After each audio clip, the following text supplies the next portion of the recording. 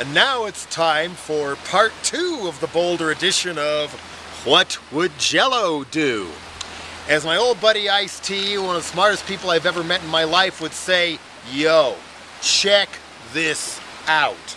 I mean, it was the largest evacuation of people back in these mountain areas since Katrina. Again, I don't even know the name of this stream. It's normally a little stream, but look at all this. I mean, check out this house, and we'll debate another time the wisdom of building your dream home in areas where there's forest fires or avalanche chutes or likelihood of flooding, but there's the power of nature for you. And on top of that, that's the stream you hear. There is now another one on the other side of the road, and complete with this mudslide over here where even the tree house up there is condemned for all practical purposes. That stream didn't used to be here. So this wasn't just the so-called 100-year flood. Now they were calling it the 500-year flood, or even the Noah's Ark could even run in the river that became the alley behind my parents' house flood. That kind of flood. But also, let's face it, folks, this was not a 100-year or 500-year flood. When they rebuild, especially the canyon roads and things, we may be having to prepare for the 5-year flood. Amazingly, with the extreme weather going on, Colorado was in multi-year phase of a drought. I mean, I think the year before last, they didn't even snow in Boulder till March or something like that. You can imagine how the ski areas further in felt when they mostly had to use artificial snow all year. They won't have to do that this year, but my point being, you know, this is just the beginning. And you can dumb down the term global warming and call it climate change so it doesn't feel so threatening to people who, I guess, will buy that SUV after all type people. This is climate collapse on parade, and unfortunately, thanks to our own dumb behavior, it's likely to happen again and again and again. Hopefully not to you or me, but don't hedge your bets, friends. But wait, there is more.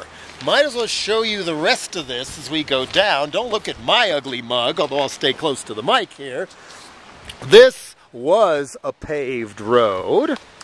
This used to be the bridge, and I think you can see, if you can even hear me, that we have a pipe that's not where that pipe was supposed to be. And we have more of these trees snapped like matchsticks as they were swept down the canyon. And then over here, where the asphalt and bridge used to be, here we have more of a stream that didn't even used to exist at all. More pipe down there, somebody's stairs, and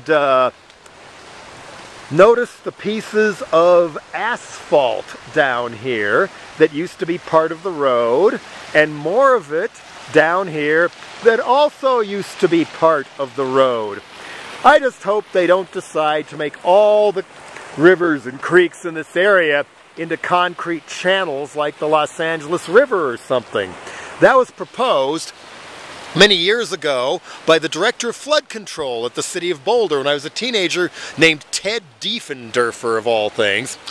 He wanted to prepare for the so-called 100-year flood by putting a huge tunnel under Pearl Street and putting concrete linings down Boulder Creek and every other one. Finally, he resigned in a huff, saying, people just aren't as concerned as I am about the 100-year flood. Yeah, I admit, I was one of them. But so much water came down this time, that wouldn't have even mattered when Central Park was completely underwater and Pearl Street, Canyon Boulevard, a river, that was what it was supposed to protect, but there was just too much water, people. Let's face it.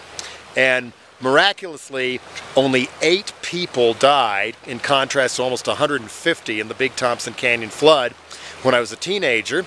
And in between the time I came to visit my dad, and little did I know I was saying goodbye to him, but I kind of knew. And the floods that happened a few days later, it just happened to be the time that my mother had scheduled to re-roof the house. So, silver linings, folks. I'll take them.